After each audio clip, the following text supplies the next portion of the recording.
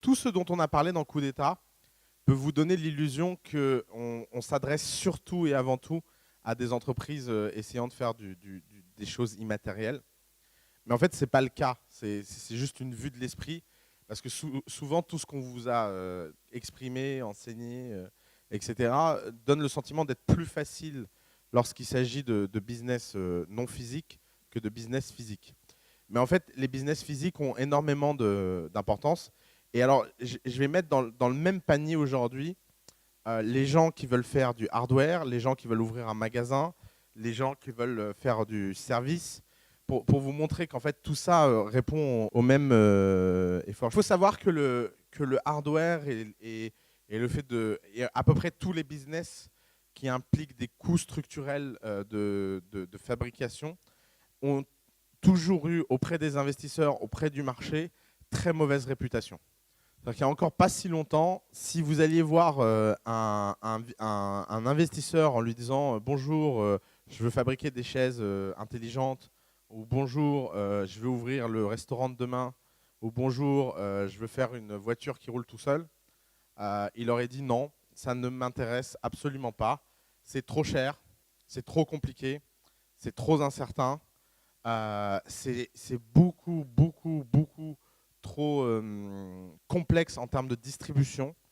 Et tout ça fait que le hardware était balancé par la fenêtre. Et donc, vous auriez eu plein de problèmes à essayer de trouver le moindre soutien. Alors, ce n'était pas simplement en plus un problème en termes de soutien investisseur, c'était beaucoup plus général, puisque si vous regardez l'histoire de l'entreprise et que vous prenez la période 90-2008, 99% des entreprises qui ont atteint une échelle et qui comptent étaient des entreprises qui faisaient du logiciel et de l'immatériel au sens large.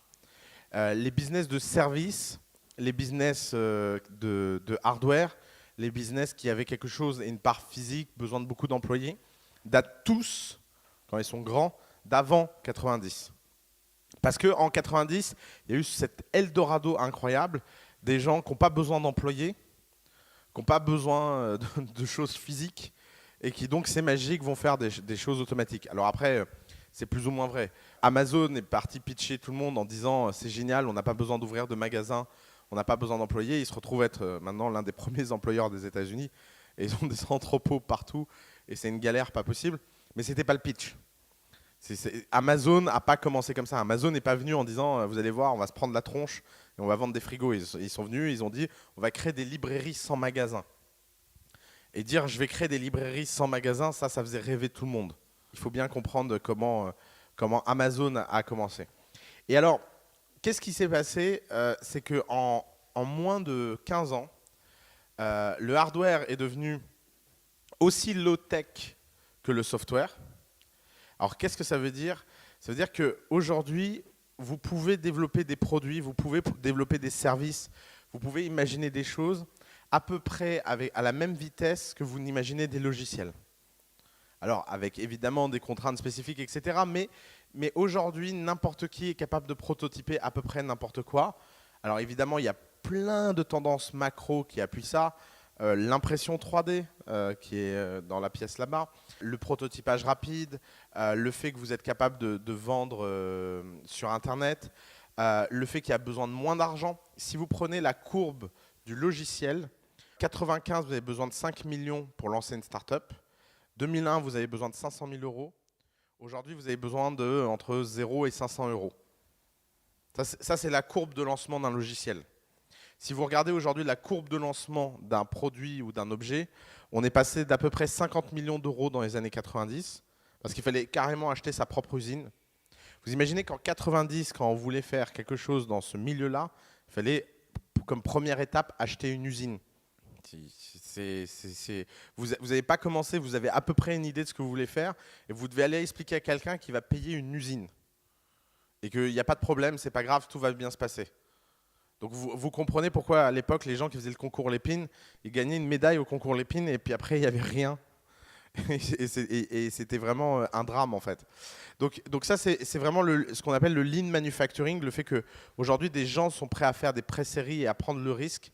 Ça a changé beaucoup de choses et ça simplifie énormément la distribution. Ce qui fait que, à nouveau, le hardware est le nouveau sexy. Et d'ailleurs, c'est aussi valable, par exemple, si vous voulez ouvrir un restaurant, si vous voulez ouvrir un concept store, si vous voulez ouvrir une chaîne de je ne sais pas quoi, mettez ce que vous voulez derrière.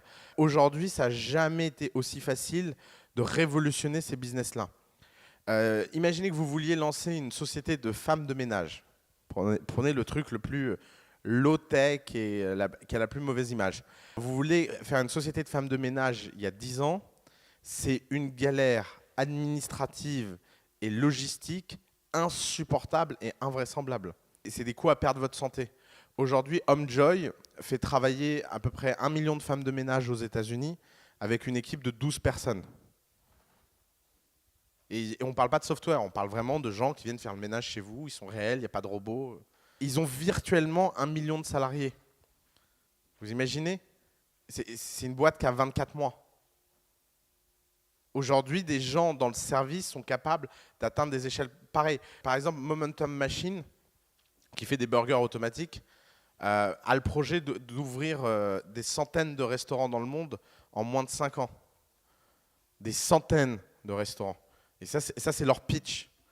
Et donc, d'un seul coup, en fait, le hardware est devenu le nouveau sexy. Alors, qu'est-ce qui se passe?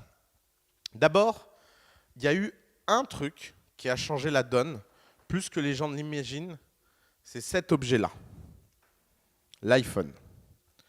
L'iPhone, en fait, est à lui tout seul responsable de la révolution hardware dans le monde, pour une raison très simple.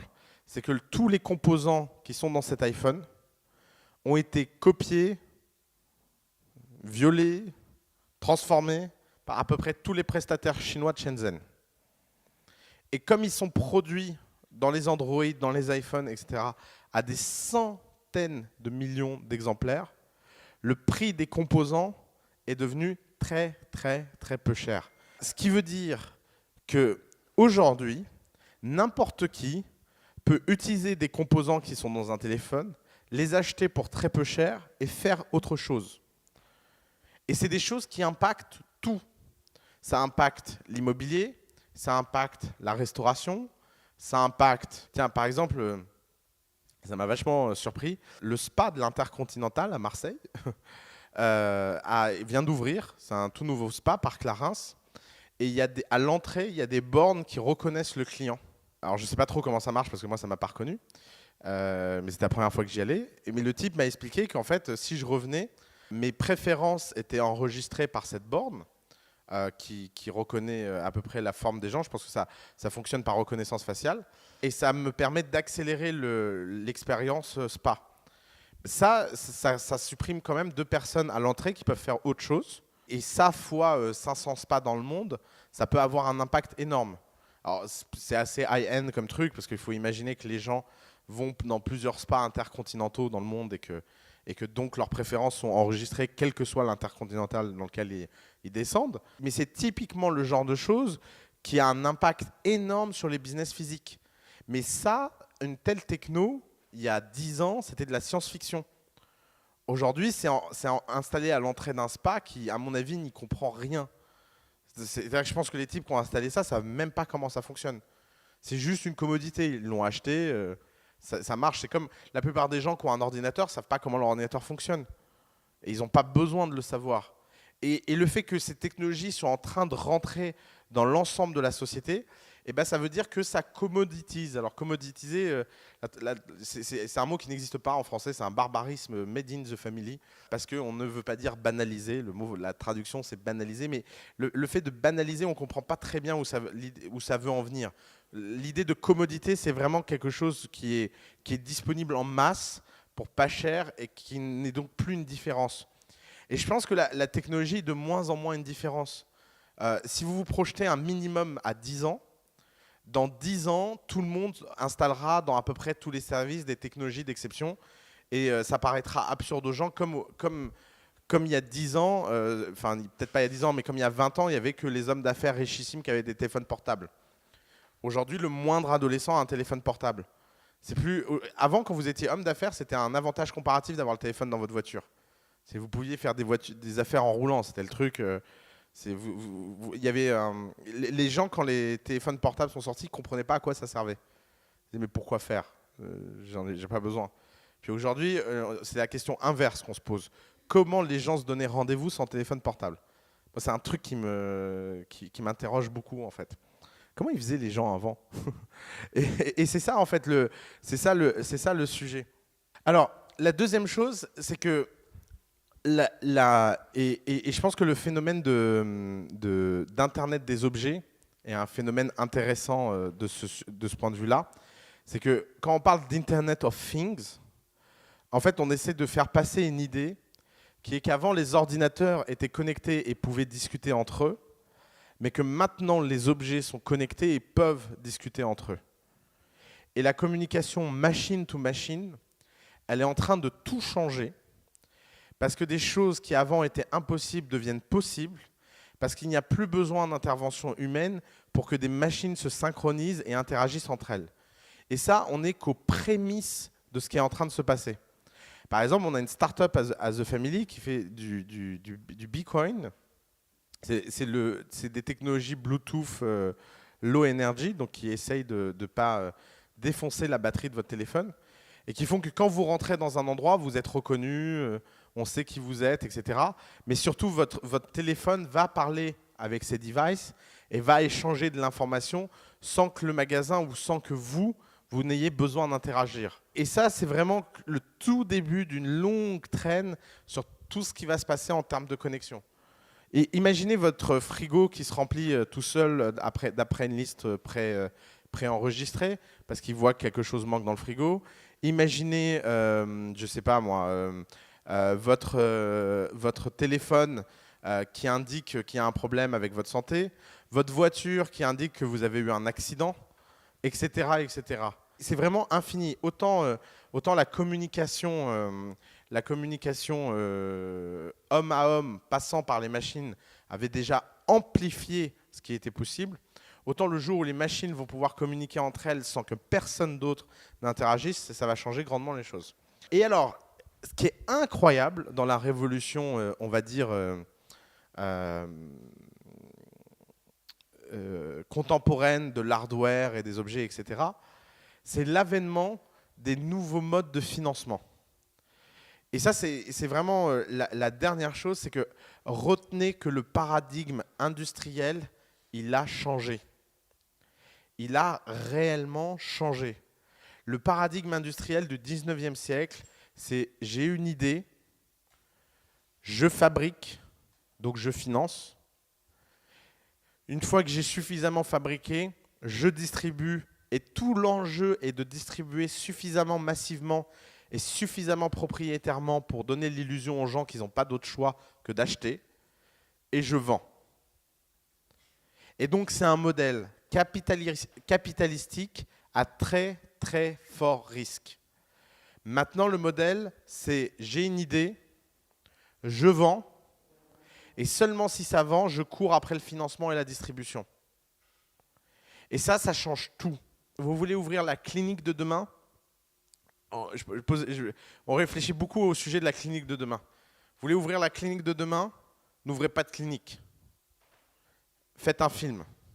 C'est la meilleure façon de voir si les gens sont intéressés par une vision ou pas. Et ça, c'est Kickstarter, mais ce n'est pas seulement ça. Kickstarter, c'est juste la pointe immergée d'un iceberg. Kickstarter, c'est des gens qui ont compris ce paradigme et qui ont réussi à créer une communauté captive de 6 millions de personnes qui donnent de l'argent de façon récurrente. Ça, c'est Kickstarter. Mais le phénomène, il est beaucoup plus large que Kickstarter. C'est qu'aujourd'hui, les gens sont prêts à acheter des visions. Par exemple, il y a une société à Singapour qui a 200 ans.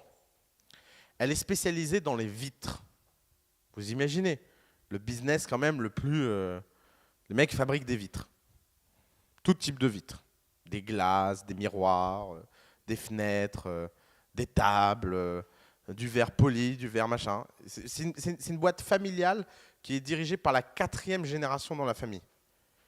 Et elle a une particularité, cette boîte, qui est assez unique, c'est qu'à chaque génération, vous êtes nommé CEO pour vos 30 ans. On n'attend pas que vous deveniez vieux pour vous nommer CEO. On vous nomme CEO jeune. Ça fait 4 générations que ça arrive. Donc évidemment, quand vous êtes nommé dans une famille pareille et que vous êtes nommé jeune, la première chose que vous voulez faire, c'est tout changer. Qu'est-ce qu'il a fait, le dernier héritier? Il a dit, moi, je vais faire un truc, je vais faire un film d'inspiration extraordinaire qui va expliquer le verre de demain. Et on va lever de l'argent en bourse là-dessus. Tout le monde a rigolé. C'est il y a 7 ans.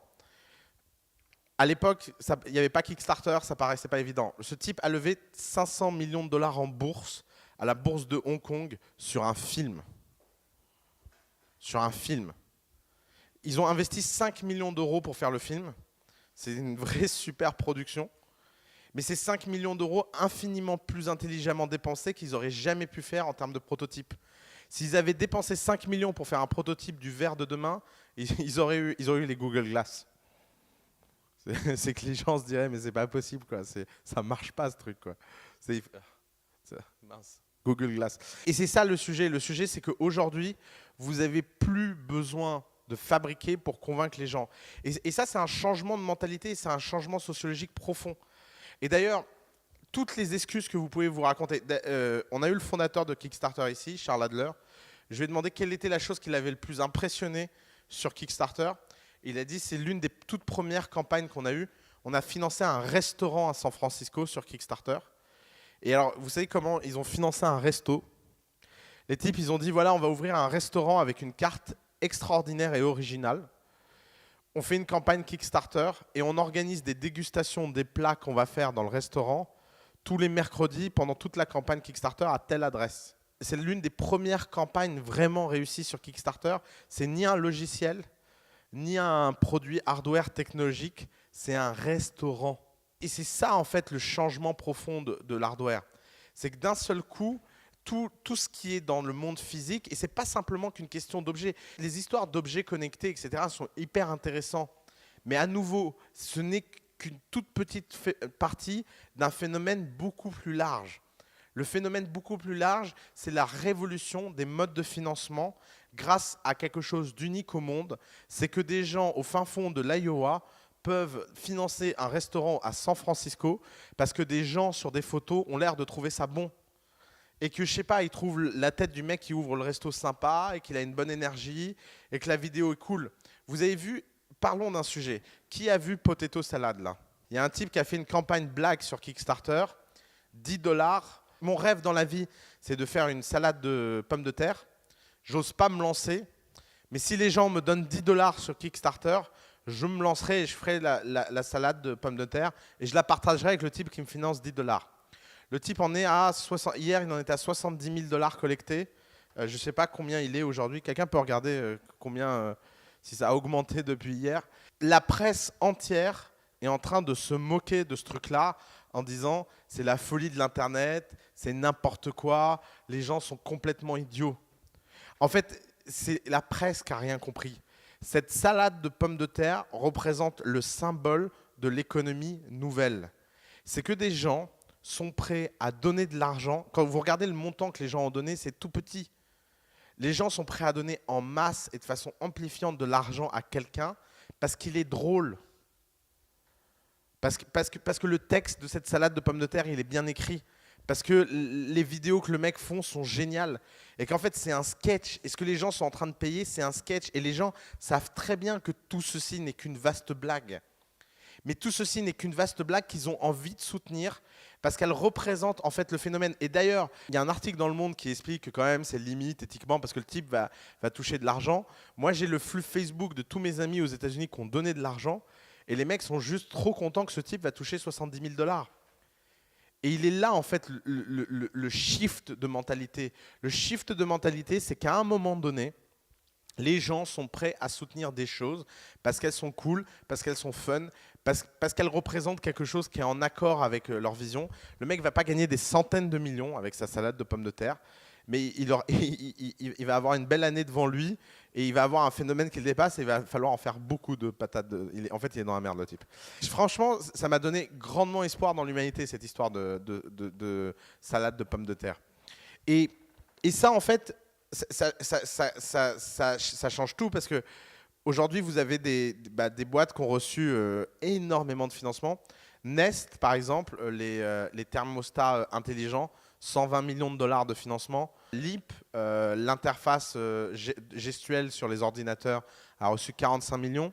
Oculus Rift a reçu 91 millions. Parlons 2 minutes de Oculus Rift, par exemple. Oculus Rift, c'est symptomatique de cette époque-là, parce que c'est des gens qui ont financé un produit et un projet, et ça a été racheté par Facebook, et le projet a été fermé et changé. Pourquoi il y a eu un tel scandale? Parce que aujourd'hui, ces gens-là pensent qu'ils sont beaucoup plus propriétaires des donations qu'ils font et des contributions qu'ils font et du projet qui permettent que n'importe quelle société industrielle qui met de l'argent sur la table. Et en fait, il est là le fondement. Le fondement, c'est que Facebook a fait un acte très 19e siècle, racheter une boîte, face à des gens qui étaient dans le futur, on participe collectivement au financement et au projet d'un rêve qui est le casque virtuel. Et ça, je vous l'assure, hein, et c'est valable pour vous tous dans la salle. Aujourd'hui, la compétence numéro 1 d'un entrepreneur, c'est de savoir vendre un projet en ligne. Vous pouvez apprendre plein de choses, vous pouvez apprendre le légal, vous pouvez apprendre tout ce que vous voulez, mais votre capacité à raconter des histoires en ligne et à vendre en ligne des projets et à enthousiasmer les gens juste sur des projets, c'est quelque chose qui compte énormément. Qui ici a vu la première vidéo de l'histoire de The Family? C'est une vidéo avec des films coupés. D'accord, ok, pas besoin de vous la remontrer. Mais par exemple, cette vidéo, elle est symptomatique de la façon dont on a pensé The Family. Quand on a fait cette vidéo, on n'avait pas de bureau, on n'avait pas de boîte, on n'avait pas d'équipe, on n'avait pas de stagiaire. En fait, on n'avait rien, on était juste tous les trois. Et j'ai écrit le texte de la vidéo après avoir vu Ratatouille pour la 10e fois de ma vie. Vraiment grand film, Ratatouille, je vous encourage tous à le voir. Et je me suis dit, tiens, c'est marrant, si on veut expliquer ce qu'est The Family, on a juste à faire un truc tout bête, c'est prendre des images pop qui nous parlent, et qui parlent à tous les gens à qui on s'adresse. Donc c'est facile de créer du lien. Les couper, mettre un texte et voir qu'est-ce qui se passe. Ça a été le fondement de notre action. On n'arrivait pas à y croire nous-mêmes. Quand on disait, de toute façon, quand on disait aux gens, ouais, on a reçu 300 candidatures, les gens étaient morts de rire. Ils n'y croyaient pas, en fait. C'était inimaginable, en fait. Et c'est ça, en fait, le véritable sujet. Juste pour vous donner un chiffre un peu macro, les VC technologiques, donc tous les gens qui d'habitude financent du software, ont l'année dernière mis 848 millions de dollars collectivement dans des entreprises qui font du software, du hardware ou du service. Et la mode de la révolution des services est en marche. Vous pouvez prendre à peu près n'importe quel métier traditionnel, de l'hôtellerie, la restauration, etc. Et vous pouvez imaginer la version du futur et vous allez pouvoir trouver des financements si vous arrivez à raconter la bonne histoire. Alors, tout ça vient avec une révolution des business models. N'oubliez jamais, en général, les grandes révolutions sont toujours accompagnées d'un business model nouveau qui les accompagne. Toujours. C'est très très rare. Prenons un exemple. Vous êtes Google. Vous créez le premier moteur de recherche du monde et vous avez 1 milliard de visiteurs par jour. Vous pouvez faire une bêtise, c'est mettre du display ads. Pourquoi une bêtise? Parce que ça réduit l'expérience, parce que ça fait chier tout le monde, parce que c'est pas bon. Ou sinon, vous résistez et vous inventez Google AdWords. Et Google AdWords explique autant le succès de Google que Google explique le succès de Google AdWords. Parce qu'une fois que vous avez un business model qui est vraiment en accord avec la philosophie de ce que vous faites, eh ben, ça tourne. Prenons la restauration. Par exemple, la mode des all you can eat aux États-Unis, qui n'a jamais pris nulle part ailleurs. Pourquoi aux États-Unis les all you can eat fonctionnent tellement? Parce qu'il y a quelque chose de très raccord avec la culture américaine où la quantité vaut mieux que la qualité. C'est le sentiment de satiété qui est recherché par cette société de la consommation. Pourquoi tous les restaurants qui ont essayé de copier ça à l'étranger ont mal fini? Et flunch en premier? Pour la raison très simple, c'est que partout ailleurs dans le monde, on se dit mais c'est pas possible, ça ne va pas être bon. Et les business models ont autant d'impact dans la structuration et la perception de ce que vous faites que ce que vous faites. Si par exemple vous développez un produit de luxe et que vous le vendez pas cher, vous n'arriverez jamais à le vendre. Parce que ce ne sera pas perçu comme quelque chose de luxe. Le luxe, c'est tout ce qui est plus cher que c'est nécessaire de l'être. Et il est là le sujet. Le sujet, c'est que vous devez être dans des réflexions profondes sur qu'est-ce que les gens... Et c'était notamment la question que tu me posais tout à l'heure. C'était, est-ce que je dois afficher le prix ou pas? J'en sais rien. Faut juste être en accord avec ce que les gens attendent.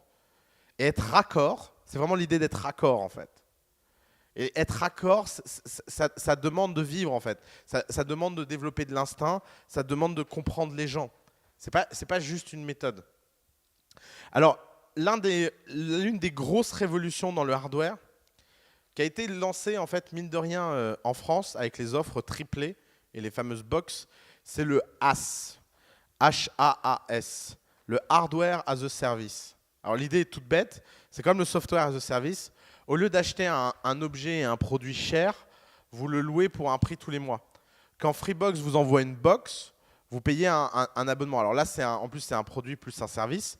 Mais en général, le HAAS vient avec des services. Les grands avantages du Hardware as a Service, c'est que vous avez des revenus récurrents et vous avez une lifetime value qui est bien plus élevée en général que si vous vendiez d'un coup. Parce que les gens se désabonnent rarement, en fait. C'est le genre de truc qui s'accumule jusqu'à l'expiration de la carte bleue, même quand ils ne l'utilisent plus. Vous n'imaginez pas la résilience des cartes bleues. Le problème, c'est qu'il faut énormément, c'est comme dans un SaaS, il faut énormément de capital, il faut avoir énormément de fonds, parce que vous, le produit, vous le payez. Si vous le payez 200 € et que vous le louez 20 $ par mois, ça veut dire que pendant 10 mois, vous commencez là, et pendant 10 mois, vous rattrapez votre perte. Et c'est seulement au 10e mois que vous gagnez de l'argent. Ça veut dire que c'est des boîtes qui ont des revenus comme ça, qui tombent dans les abysses un peu plus tous les mois, jusqu'à un moment où en fait la croissance de ce qui a été vendu est le volume de ce qui a été vendu est supérieur au volume de ce qui a été vendu est supérieur au volume de ce qui est vendu. Et donc la courbe s'inverse et vous finissez par devenir profitable. Mais il faut avoir le cœur solide, hein, parce que écrire du rouge à longueur de journée, psychologiquement, c'est jamais très facile en fait. Et puis il faut avoir des financiers encore plus solides que vous, parce que c'est eux qui vont payer le chèque. Un autre business model assez intéressant, je ne sais pas si vous connaissez Paper 53. Personne connaît Paper 53. C'est un stylo smart et connecté et qui est écrit comme un crayon de papier, quoi. Et qui permet de faire des dessins, par exemple, et ça enregistre le dessin. Et alors, le business model de Paper 53, c'est le hardmium. De toute façon, vous allez voir, on réinvente toujours, on reprend toujours des modèles et on les applique. Alors, qu'est-ce que c'est le hardmium? C'est le fait que vous offrez gratuitement le hardware, gratuitement, et par contre, vous faites payer le software et le service de façon récurrente. Alors, ça a un avantage énorme, c'est qu'à peu près n'importe qui vous achète votre objet. Par exemple, c'est Square. Square, c'est un hardmium. Ils distribuent leur objet gratuitement. Par contre, à chaque fois que quelqu'un paye, il touche une commission. L'autre gros avantage, c'est que vous développez une communauté tellement vaste, tellement vite, que vous obtenez du feedback beaucoup plus rapidement. Parce que vous n'avez pas besoin d'attendre que ce soit vendu et que les gens achètent pour avoir du feedback. Alors, il y a un gros problème avec ces business models-là, c'est ce qu'on appelle le free rider effect. C'est que d'un seul coup, vous avez plein de gens qui ont juste un intérêt énorme à simplement en acheter, mais pour jamais l'utiliser, mais parce que c'est cool. Et donc, vous avez toute la communauté des hyper early adopters qui vous commandent massivement des choses alors que ça ne les intéresse pas. Et ça peut avoir un coût délirant, en fait. Et notamment, Paper 53, ça a été surtout utilisé par des gens qui ne savent pas dessiner, mais qui trouvaient ça tellement cool d'avoir un stylo connecté. Mais je pense qu'ils n'ont jamais payé le service après, en fait. C'est le gros problème, en fait. Et je pense que le bon raisonnement sur le hardmium, c'est quand vous avez quelque chose de profondément consumer et qui se répète. Un truc dans l'automobile peut être hardmium, par exemple. Typiquement. Alors, il y a un type de business model qui est en train de se développer, c'est le HAP, Hardware as a Platform. C'est le fait que vous allez fournir à des gens qui veulent faire des business de service une capacité logistique hardware librement qu'ils vont pouvoir programmer et utiliser. Par exemple, un bon exemple de app, on a une boîte dans The Family qui fait la carte des restaurants du futur. C'est-à-dire qu'ils font un menu connecté et c'est sur du papier électronique, etc. Ben ça, typiquement, ça va permettre à n'importe qui de pouvoir développer des services dans n'importe quel restaurant parce qu'il y aura l'infrastructure. Les ordinateurs sont une forme de app parce que les gens peuvent venir développer des logiciels. Les téléphones mobiles en sont une. Je ne sais pas qui connaît Leap ici. Ouais, alors là, c'est vraiment le truc geekos absolu, mais Leap, ça permet en fait de connecter un petit device qui permet de rendre l'ordinateur contrôlable par des gestes en l'air. C'est la fameuse interface Minority Report que tout le monde essaie de faire depuis que Minority Report est sorti. Même si moi, je ne me vois pas au bureau en mode toute la journée. Mais Leap est un bon exemple de hardware as a platform. Alors les gros avantages de hardware as a platform, c'est que le potentiel de revenu est infini. L'acquisition cost est très très faible. Par contre, vous avez besoin, votre client ne sont pas les utilisateurs, votre client sont les développeurs. Et ça, c'est un truc terrible. Parce que vos consommateurs sont les utilisateurs, mais vos clients sont les développeurs. En général, quand dans une société, vous avez une distinction entre les consommateurs et les clients, c'est le début de la galère. Vous voulez un exemple typique? Les jouets pour enfants. Les jouets pour enfants, votre consommateur, c'est les enfants, mais votre client, c'est les parents. C'est eux qui achètent. Et c'est pour ça que développer des jouets pour enfants, c'est très, très, très, très dur. Un autre exemple, si vous faites du logiciel d'entreprise, vos consommateurs sont les gens en entreprise, mais votre client, c'est le DSI. Et je ne sais pas s'il y a des DSI dans la salle, mais c'est la pire population à qui parler. C'est connu, quoi. Vaut mieux se jeter par la fenêtre que de commencer à parler avec un DSI. Ces distinctions font que ça peut être très très dur de développer quelque chose. Alors, un business model très intéressant en pleine émergence, qui est le hard data. Hard data, c'est quoi? C'est le fait que vous fassiez un service ou un produit qui permet de collecter massivement de la donnée. Vous le faites gratuitement en vue de revendre cette donnée.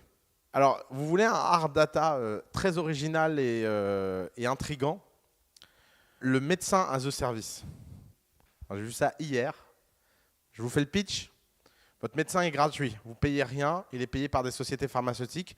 En échange, vous vous engagez à tout ce qu'il fait sur vous. Les datas servent à des labos pour faire des expériences et accélérer le rythme des tests cliniques. Les labos pharmaceutiques ont tellement d'argent que payer des armées de médecins, c'est vraiment facile pour elles. Et donc, vous offrez une forme de médecine gratuite parce que, en échange, vous devez remplir des questionnaires. Et donc, au lieu d'avoir une consultation qui est seulement orientée sur vous, vous avez une consultation qui est orientée sur vous, plus sur l'environnement. C'est hyper sérieux comme sujet. Et ça, dans le genre disruption qui font hyper mal, si les labos pharmaceutiques arrivent à faire une révolution pareille, c'est-à-dire que les labos pharmaceutiques vont intégrer la chaîne de valeur entre les médicaments et les médecins. Et là, pour le coup, dans le genre menace pour la démocratie, là, ça se pose là. C'est-à-dire que vous devenez payeur, distributeur, et ça devient très compliqué à gérer. Sauf qu'il y a un problème, c'est qu'il n'y a aucun régime de sécurité sociale du monde qui survit. Aucun. Vous savez, c'est toujours comme ça que ça commence les problèmes. C'est quand vous avez un business model qui n'est pas sain et qui accumule de la dette, à un moment ou un autre, les gens en ont marre et sont prêts à prendre des solutions qui sont à l'extrême opposé et qui ne sont peut-être pas en fait les solutions les plus agréables. Mais par exemple, cet exemple de hard data, alors il y en a d'autres, par exemple Nest, le thermostat. Le thermostat coûte $250 ou $300 à fabriquer, je crois, et ils vous le vendent $99. Donc c'est pas gratuit, mais c'est, disons, à 2/3 subventionné. Pourquoi? Parce qu'ils veulent récupérer toutes les données de la maison et devenir le cœur de l'information. C'est pas pour rien que Google les a rachetés. En fait, c'est terrible parce que quand tu es le meilleur et qu'en plus tu es le moins cher, parce que tu peux te permettre de vendre à perte parce que tu as levé je ne sais pas combien de centaines de millions, d'un seul coup, en fait, la notion même de concurrence disparaît, en fait. Parce que tu ne sais pas quoi faire, en fait. Si un type te dit, moi, je fais le meilleur truc et en plus, je te le donne, et toi, tu dis, oui, alors moi, je fais un truc moins bien et en plus, c'est cher, mais j'ai pas d'argent.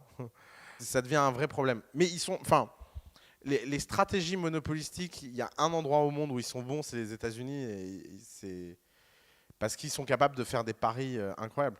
Imaginez le pitch. Vous arrivez chez quelqu'un et vous lui dites, voilà, il faudrait que je lève 170 millions de dollars pour faire une boîte en fait où je vais offrir des thermostats pratiquement gratuitement à tout le monde parce qu'on va capter plein de data et grâce à ça, dans 10 ans, on va pouvoir commencer à gagner de l'argent. Enfin, je pense que la plupart des financiers dans le monde se disent oui, oui, oui, très intéressant. Revenez me voir quand vous revenez me voir bientôt. Et c'est la grande capacité américaine à produire du truc. Un autre exemple de hard data assez intéressant, c'est tous les gens qui vous proposent en fait de vous fournir un service à un prix ridicule en échange de pouvoir capter de la donnée sur vous. Et c'est pas nouveau, c'est toutes ces histoires de sondage. Vous savez, quand vous répondez à des enquêtes en ligne, vous pouvez être amené à avoir des gens qui vous proposent un service ou un produit gratuitement en échange de remplir un questionnaire. Bah, en fait, ce que le numérique permet, c'est que le numérique permet de passer ça à l'échelle. Avant, il y avait quelques personnes qui étaient acquises dans la rue de façon un peu désordonnée. Maintenant, vous pouvez imaginer que les gens sont acquis massivement en ligne. Alors, il y a un problème dans ces business models, c'est qu'il n'y a pas encore une boîte au monde qui a trouvé une méthode de monétisation de la data efficace. Juste petit risque dans ces modèles, assez minime en fait. Alors, tout ça est vrai et toute la révolution hardware est super intéressante, mais il y a quelque chose d'encore plus important à garder en tête. C'est que si vous faites quelque chose qui est dans le monde physique, vous n'avez qu'une seule obsession, le cash. Parce que le cash, c'est dans le software, l'internet, etc., cash is king. Mais alors, dans la réalité, cash is mega king. Parce que d'un seul coup, il y a plein de choses qui peuvent tourner très mal si vous êtes à court de cash. Si vous avez un restaurant et que vous ne payez pas votre loyer, vous n'avez plus de restaurant. Si vous vendez des enceintes et que vous ne payez pas votre fournisseur qui fabrique les enceintes, vous n'avez plus d'enceintes. Donc ça crée une structuration de boîte qui est un peu spécifique. C'est que c'est des structurations où le cash flow et la capacité à lever de l'argent pour financer les différents cash flows est incroyablement importante. C'est-à-dire que la tâche numéro 2 de quiconque veut faire quelque chose qui est ancré dans le monde physique, après avoir créé un produit d'exception, c'est vraiment les levées de fonds. Beaucoup plus que dans le software. Les levées de fonds dans le software, c'est assez facile, c'est assez normé. Vous levez entre 500 et 1,5 million au premier tour, entre 1,5 million et 5 millions au deuxième tour, entre 5 et 15 millions au troisième tour, et puis après, vous êtes indépendant ou vous IPO. Si vous êtes Uber, lever de l'argent, c'est un truc que vous pensez le matin en vous levant, vous y pensez le soir en vous couchant. Et c'est la seule obsession. C'est comment mettre plus d'argent dans la machine, plus d'argent dans la machine. Si vous créez n'importe quel service physique, le fait de payer les gens, etc., est un vrai sujet en fait. Donc vous avez besoin d'énormément de cash. Le gros avantage, c'est que vous avez besoin de moins de cash qu'avant. Par exemple, aujourd'hui, une phase de prototyping, ça coûte entre 25 000 et 100 000 euros. Mais il faut quand même les trouver, ces 25 000, 100 000 euros. Donc, si vous voulez faire quoi que ce soit de ce type-là, il y a une étape qui n'est plus nécessaire dans le software, mais qui reste nécessaire dans ce genre de business-là, c'est le love money. L'industrialisation, ça coûte entre 100 et 1 million. Et ensuite, l'expansion, ça coûte d'1 million à l'infini et au-delà. Et en fait, à chacune de ces étapes, vous avez un problème énorme, c'est que vous devez démontrer de l'attraction. Ce qui veut dire que beaucoup plus rapidement que jamais, vous avez besoin de transformer votre produit ou votre service en un phénomène massif que les gens ont envie d'acquérir et en un phénomène que les gens ont envie de soutenir. Et c'est pour ça que les pré-orders, c'est pour ça que Kickstarter, c'est pour ça que tous ces sujets-là sont hyper, hyper important. Et vous n'imaginez pas comme c'est dur de motiver les gens à acheter quelque chose. Et en plus, c'est terrible. Hein. Vous faites une campagne, vous n'atteignez pas votre objectif, personne ne vous soutiendra. Et si vous mettez un objectif trop faible et que vous l'atteignez quand même, bah, personne ne vous soutiendra quand même. Donc, ne jouez pas au jeu de fixer un objectif tellement bas que quoi qu'il arrive, vous allez l'atteindre. Vous devez en plus faire en sorte que cette campagne de pré-order, etc., en fait, participe à la création de votre crédibilité. C'est le sujet le plus dur parce que forcément, ça veut dire qu'à peine un produit sur 100 existera et que le niveau de risque est à ce moment-là infini parce que vous allez travailler très dur et très longtemps pour réussir à faire quelque chose qui a très très peu de choses de se vendre. Et là, de ce point de vue-là, le hardware est très très peu lean ou très très peu itératif. Parce que vous pouvez itérer dans le virtuel, mais à un moment donné, vous êtes obligé d'essayer d'organiser de la campagne, vous êtes obligé d'organiser de l'awareness, vous êtes obligé d'organiser tout ce qui ressemble à la façon ancienne de lancer des choses, des relations publiques, etc. Ce qui veut dire que lancer quelque chose dans le monde physique prend beaucoup plus de ressources et est beaucoup plus compliqué que lancer un logiciel sur lequel vous pouvez réellement itérer de semaine en semaine. Et d'ailleurs, il y a cette phrase de Mark Andreessen que j'aime beaucoup. Never forget that in hardware, the first word is hard. Et c'est vrai, en fait. En fait, c'est une structure à l'envers. C'est beaucoup plus dur à lancer que les autres boîtes, mais c'est beaucoup plus facile à gérer que les autres boîtes. À l'inverse, le software, c'est beaucoup plus facile à lancer que les autres boîtes. Par contre, c'est beaucoup, beaucoup plus dur à maintenir dans le long terme. Et vous ne savez jamais à quel point tout peut basculer d'un moment à l'autre dans le software. Dans le hardware, c'est plus rare. Vous avez des cycles plus longs, vous avez des cycles plus prédictifs. Donc, elle est là la tension. La tension, c'est de réussir à passer cette première étape de façon efficace, et c'est vraiment pas facile.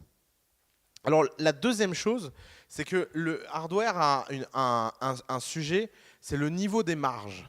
Le niveau des marges est important parce que très souvent, les entrepreneurs font une bêtise assez fondamentale, c'est qu'ils essaient de gagner leur vie sur les premiers produits et ils essaient de vendre leurs produits à un niveau où ils espèrent faire la même marge qu'ils la font à la fin. Alors, je m'explique.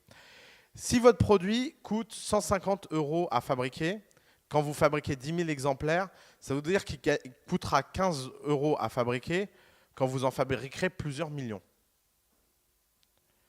Parce qu'il y a des économies d'échelle et il y a des phénomènes structurels qui font que plus vous fabriquez quelque chose, moins ça coûte cher à l'unité à fabriquer. Le premier iPhone a dû coûter des millions d'euros à fabriquer. Aujourd'hui, un iPhone coûte à peine 31 $ à fabriquer.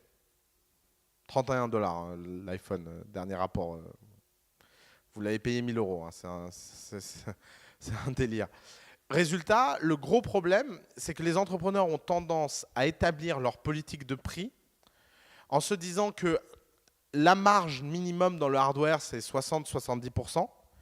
Et donc, quand ils fabriquent les premiers exemplaires, ils font un prix plus élevé. Alors ça, c'est une stratégie à double tranchant. C'est une stratégie à double tranchant parce qu'elle est très dangereuse. Parce que ce qui peut se faire, c'est que les gens n'achètent pas quelque chose parce qu'il est trop cher, parce que vous avez voulu avoir une marge en proportion. En général, dans le hardware, plus on avance, mieux on gagne sa vie. Donc ça suppose qu'au début, on la gagne très mal.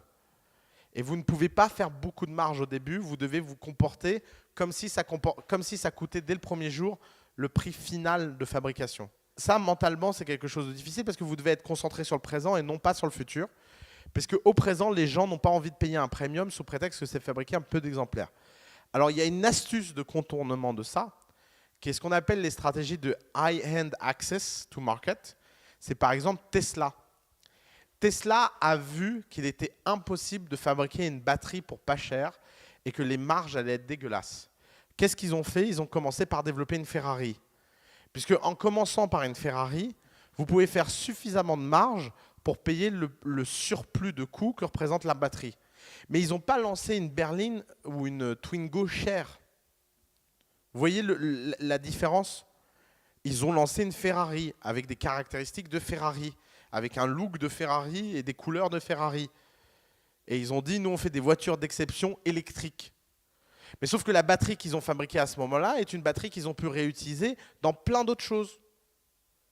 Et qui continuent à réutiliser. Mais sauf qu'ils ont préservé leur niveau de marge, et que leur niveau de marge est constant, c'est juste que leur coût s'écroule, et que donc leur prix s'écroule, et que donc ils peuvent faire des véhicules moins haut de gamme. Mais vous avez vu, c'est une segmentation marché. La pire bêtise qu'ils auraient pu faire, c'est de dire, on va développer une Twingo, mais comme c'est la première qu'on fait, bah, elle coûte cher, et elle va coûter très très cher. Or, le problème, c'est que ça, c'était valable quand vous lanciez la première télé. Pourquoi la première télé était chère? Parce qu'elle représentait quelque chose qui était quelque chose de fondamentalement nouveau. Changement de paradigme. Donc même si c'est de mauvaise qualité, ça peut être cher. Parce que dans le marché, ce n'est pas de mauvaise qualité, c'est la qualité optimale, c'est la première. Si à l'inverse, vous voulez réinventer un objet qui existe déjà, si vous faites des enceintes par exemple, bah, vous avez un problème, c'est que vous devez faire si vous les faites cher, vous devez faire des enceintes d'extrêmement bonne qualité. Elles ne doivent pas simplement être connectées. C'est les fameux Jawbone, par exemple. Les Jawbone Box, elles coûtent cher, mais elles ont une bonne qualité. Et en plus, elles sont connectées. Et vous devez voir ces histoires de connectés, smart, etc., exactement comme on voit l'électricité. Vous savez, dans la plupart des boîtes, il y a des directeurs au numérique. Pourtant, il n'y a aucun directeur à l'électricité. Vous imaginez dans une boîte un type qui vous dit « Bonjour, je suis le responsable de l'impact de l'électricité sur notre business ». Et pourtant, l'électricité, ça a un impact à l'ensemble des échelles. S'il n'y a pas d'électricité, il n'y a rien. C'est un élément vital, l'électricité. Et bien, le numérique, c'est la même chose. Vous ne pouvez pas vous dire que je vais faire une... Ah, c'est génial, je vais faire une brosse à dents smart. Les gens s'en fichent que la brosse à dents soit smart. C'est une commodité qu'elle soit smart. Elle doit être smart pour de bonnes raisons. Parce que c'est une meilleure expérience de brossage, parce que c'est je ne sais pas quoi. Et donc, vous voyez tout l'enjeu en fait qu'il y a dans ces histoires de services de nouveaux genres ou de hardware de nouveaux genres, c'est qu'à aucun moment l'histoire que vous pouvez raconter peut simplement se contenter de dire « Ah, moi je fais les choses en utilisant de la techno, donc je les fais de façon smart, donc je les fais de façon nouvelle ». Le sujet est ailleurs. Le sujet, c'est que vous devez réussir à expliquer aux gens pourquoi vous faites quelque chose de mieux. Donc, les histoires de marge ont aussi un impact sur la distribution. Et ça, c'est un autre sujet des nouveaux business. C'est que la pire chose que vous puissiez faire, c'est d'essayer d'être distribué dans plusieurs endroits à la fois. Vous devez choisir entre la distribution en ligne et la distribution retail. Mais la distribution retail est une distribution à très très très faible marge. Si vous allez voir Monoprix ou Carrefour, il y a quelque chose qu'ils savent faire depuis des années, c'est flinguer vos marges. C'est une expertise qu'ils ont. Ils passent leur journée à faire ça. Donc si vous lancez quelque chose de nouveau, vous devez trouver un moyen de distribution qui ne va pas agresser vos marges au début pour pouvoir vous donner le temps et l'oxygène nécessaire à itérer et à fabriquer des choses en attendant d'être apte à aller vers la masse. Et ça, évidemment, encore une fois, c'est l'Internet. Tout lancement d'un produit ou d'un service s'accompagne avec une capacité à vendre en ligne. Si vous voulez aujourd'hui lancer une chaîne de restauration, la chose la plus importante à faire, ce n'est pas la chaîne de restauration, c'est le site Internet. Ça peut paraître dingue, mais en fait, c'est le cas. Pour une raison très simple, c'est que c'est votre seul espoir de pouvoir lutter contre un Starbucks ou lutter contre un McDonald's ou lutter contre le resto sympa du coin. Et si vous regardez, qu'est-ce qui reste par exemple aux libraires face à Amazon, et ben en fait, assez bizarrement, ce qui leur reste, c'est l'Internet. Et etc., etc. L'événementiel, les réseaux sociaux, le fait de créer une communauté. Plus ces géants vont réussir à commoditiser des fonctions entières de la société, plus les niches auront besoin d'être de très très haute qualité et d'être hyper solides sur leurs arrières. Et c'est ça en fait le sujet. Soit vous êtes un géant, soit vous êtes petit, mais vous êtes très très très solide. Vous êtes une forteresse imprenable.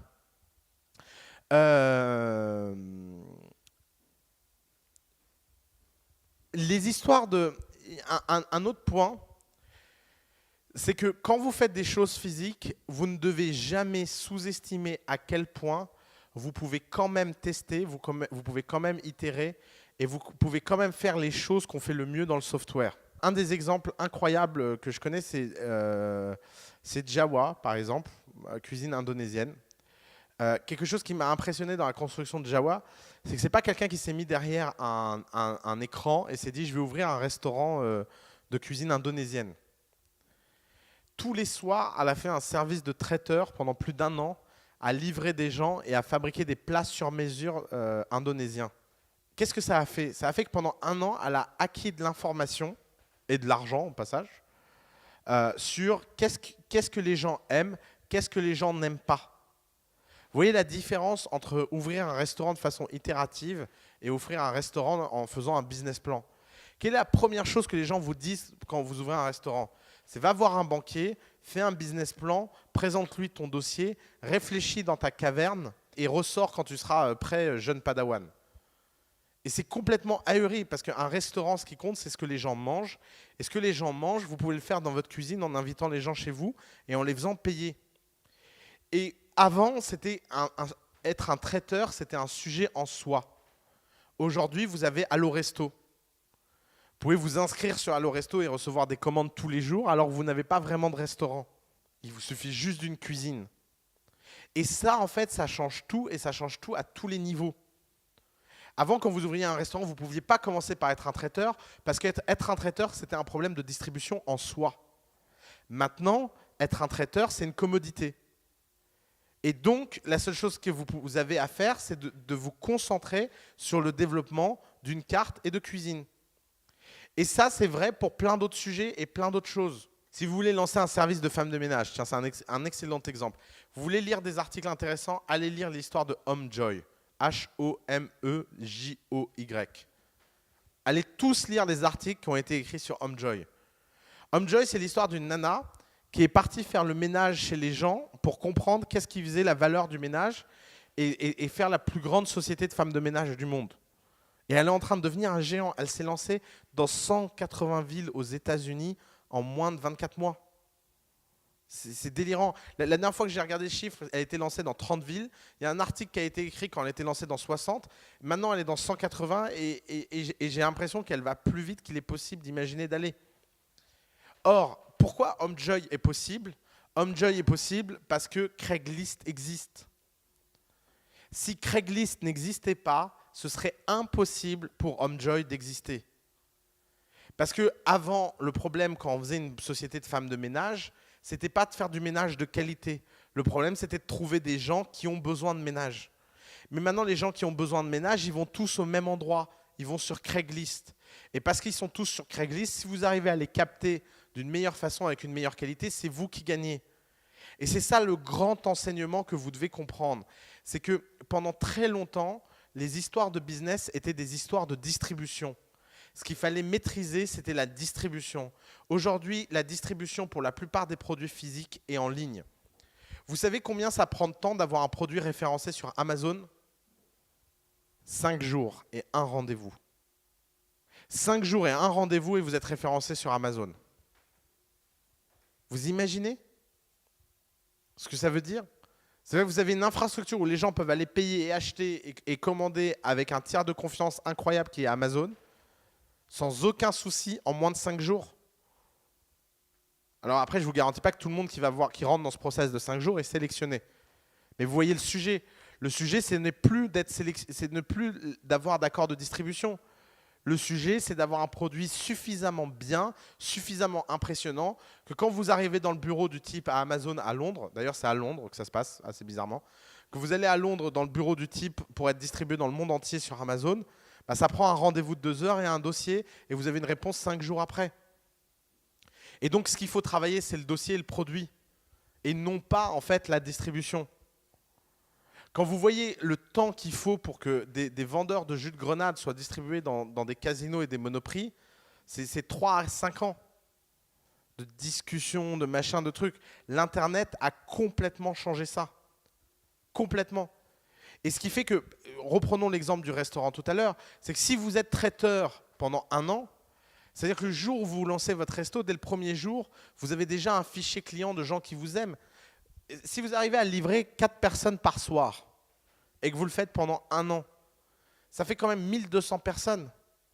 Ça fait déjà 1200 clients le premier jour qui connaissent votre restaurant, vous n'avez même pas commencé. Vous voyez la grande différence entre le monde d'avant et le monde d'aujourd'hui? Dans le monde d'avant, quand on ouvrait un restaurant, il fallait attendre en moyenne entre 3 à 6 mois pour commencer à avoir de la clientèle et que ce soit plus l'effet vide. Moi, j'ai un ami, il a ouvert un restaurant. Au début, il demandait à des amis de faire les figurants parce que quand c'est vide, les gens ne rentrent pas. Et donc, les gens venaient et consommaient gratuitement pour faire les figurants, pour essayer d'amorcer la pompe. C'est la grande différence entre avoir une communauté préalable et ne plus l'avoir. Donc tout l'enjeu des business physiques, quels qu'ils soient, et tous les nouveaux business models reposent tous sur un fondement commun, qui est la communauté préalable, à quel point elle est engagée et à quel point je peux en faire quelque chose et la mobiliser soit virtuellement, soit physiquement, à faible coût. Et c'est la step one de quiconque veut faire quelque chose de physique. C'est devenir un maître S storytelling. Et ça, c'est dur. Ça prend du temps. C'est pas quelque chose qui se fait overnight. Yoda l'a dit, do or do not, there is not such a thing as a try. Il y a une seule façon d'apprendre les choses, c'est de les faire. Et de les faire jusqu'à vomir. Encore une fois, si vous avez vu Jiro Dream of Sushi, vous saurez comment on fait du riz. Il y a une seule façon de faire du riz, c'est pendant 10 ans, vous faites du riz matin, midi et soir. Même si vous êtes mauvais. D'ailleurs, si ça se trouve, il y a un type chez Jiro qui a réussi à se servir du riz dans le restaurant au bout de 3 ans parce que c'était une star. Dans la vie, tout est toujours une courbe de Gauss. Il y a les gens qui sont très en avance, il y a les gens qui sont très en retard et la majorité des gens sont distribués au milieu. C'est comme ça. Et apprendre quelque chose, c'est toujours une courbe de Gauss. Vous êtes bon en maths, vous allez apprendre les maths en 1 an. Vous êtes mauvais en maths, vous allez apprendre les maths en 10 ans. Mais à l'infini, vous aurez toujours le même niveau. Le problème, il n'est pas là. Le problème, c'est que ce qui se passe, c'est que quand ça prend plus de 3 ans à apprendre quelque chose, vous en avez tellement marre et vous êtes tellement fatigué que vous êtes dégoûté et vous ne progressez plus. Et que le type qui a mis 1 an, lui, est tellement motivé, tellement passionné qu'il continue sa courbe d'apprentissage. C'est pour ça que, en fait, le problème des courbes de Gauss, c'est que si vous mettez un niveau, en fait, elles dépendent vraiment de beaucoup de choses. Il y a des gens qui ont du talent, il y en a qui n'en ont pas. Mais à la fin, entre les gens qui ont du talent et les gens qui n'en ont pas, c'est le travail qui paye. Si vous avez du talent et que vous ne travaillez pas, vous serez toujours rattrapé par les gens qui travaillent plus que vous, même s'ils ont beaucoup moins de talent. Et oui, le talent, ça existe. Il y a des gens qui sont gifted. N'allez surtout pas affronter la réalité en vous disant qu'il n'y a pas des inégalités structurelles entre les gens sur les sujets. Il y a des choses où on est plus ou moins naturel. Mais il faut toujours, sur les sujets où on n'est pas naturel, travailler beaucoup plus dur. Parce que vous avez besoin de travailler sur ces choses-là si elles sont nécessaires à votre business. Les Américains parlent de whatever it takes. Et j'aime beaucoup cette idée, c'est quoi qu'il en coûte. Quand on a fondé The Family, le dernier sujet dont j'avais envie de m'occuper, c'était les réglementations AMF. Franchement, vous ne croyez pas qu'un matin, je me suis levé en me disant l'AMF, l'autorité des marchés financiers, c'est quand même un truc fascinant. Je trouve ça génial. On s'est tapé à peu près tous les textes possibles et inimaginables. J'ai vu à peu près tous les avocats du monde. Et aujourd'hui, je pense que je connais le sujet mieux qu'à peu près 99% des gens. Mais pourquoi? Parce que whatever it takes, c'est important, ça fait chier, mais ce n'est pas le côté agréable du business, mais il faut le faire. Et d'ailleurs, c'est toujours dans ces 10%-là qu'on voit la différence entre les gens qui gagnent et qui perdent. Est-ce que vous avez des excuses ou est-ce que vous n'en avez pas? Quand vous avez des excuses à ce que vous faites, parce que ça ne vous plaît pas, parce que je ne sais pas quoi, désolé de le dire aussi durement, mais moi, à chaque fois que j'entends quelqu'un me dire en rendez-vous, oui, mais ce n'est pas mon truc à chaque fois, je lui fais perdre 100 points dans ma grille. Parce que pour une raison simple, c'est que ça veut dire qu'à un moment, d'ailleurs, c'est pour ça que les inconscients dans l'entrepreneuriat réussissent autant. Et c'est pour ça qu'il y a autant de gens arrogants dans l'entrepreneuriat. Vous n'avez pas remarqué que quand même, la plupart des bons entrepreneurs ont cette tendance à être un peu plus arrogants que la moyenne et un peu plus entrepreneurs que la moyenne pour une raison très simple, c'est que l'arrogance, c'est la forme de protection psychologique la plus simple vis-à-vis de ce genre de problème. C'est tout. C'est pour ça que ça crée un biais de sélection. Les gens arrogants se disent oui, bah, de toute façon, j'y arriverai bien. Et cette attitude de toute façon, j'y arriverai bien, c'est une attitude qui drive. Parce que même si vous êtes mauvais, même si vous êtes lent dans votre courbe, vous finirez toujours à un moment ou à un autre par être meilleur. Donc, pour le storytelling, il faut en faire tous les jours. Et encore une fois, tout est question de niveau d'engagement. Vous ne pouvez pas faire les choses à moitié. Je vois trop d'entrepreneurs. C'est comme les histoires de landing page. Une landing page, ça se refait 500 fois, les gars. Je ne déconne pas. 500 fois. Minimum. On vous dit, il faut faire des landing pages, vous en faites une, vous la postez, vous recevez 4-5 feedbacks et c'est bon. Non, c'est des trucs qui se travaillent avec une précision et une minutie qui sont proches de la folie furieuse, en fait. Si vous n'avez pas l'impression d'être un fou furieux, c'est qu'il y a un problème dans ce que vous faites. Merci beaucoup.